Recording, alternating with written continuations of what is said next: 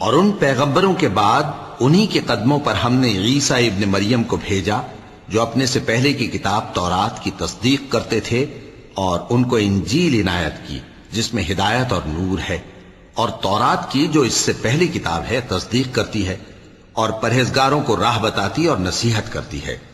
اور اہل انجیل کو چاہیے کہ جو احکام اللہ نے اس میں نازل فرمائے ہیں اس کے مطابق حکم دیا کریں،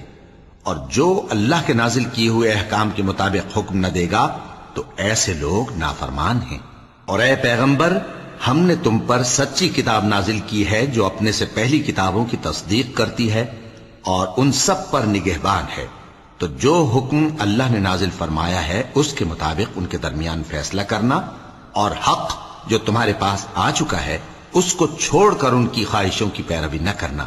ہم نے تم میں سے ہر ایک ملت کے لیے ایک دستور اور ایک طریقہ مقرر کیا ہے، اور اگر اللہ چاہتا تو تم سب کو ایک ہی شریعت پر کر دیتا، مگر جو حکم اس نے تم کو دیے ہیں ان میں وہ تمہاری آزمائش کرنا چاہتا ہے۔ سو نیک کاموں میں آگے بڑھو،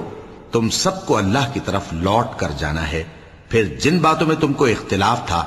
وہ تم کو بتا دے گا۔ اور ہم پھر تاکید کرتے ہیں کہ جو حکم اللہ نے نازل فرمایا ہے اسی کے مطابق ان میں فیصلہ کرنا اور ان کی خواہشوں کی پیروی نہ کرنا، اور ان سے محتاط رہنا کہ کسی حکم سے جو اللہ نے تم پر نازل فرمایا ہے یہ کہیں تم کو بہکا نہ دیں۔ اب اگر یہ نہ مانے تو جان لو کہ اللہ چاہتا ہے کہ ان کے بعض گناہوں کے سبب ان پر مصیبت نازل کرے، اور اکثر لوگ تو نافرمان ہیں ہی۔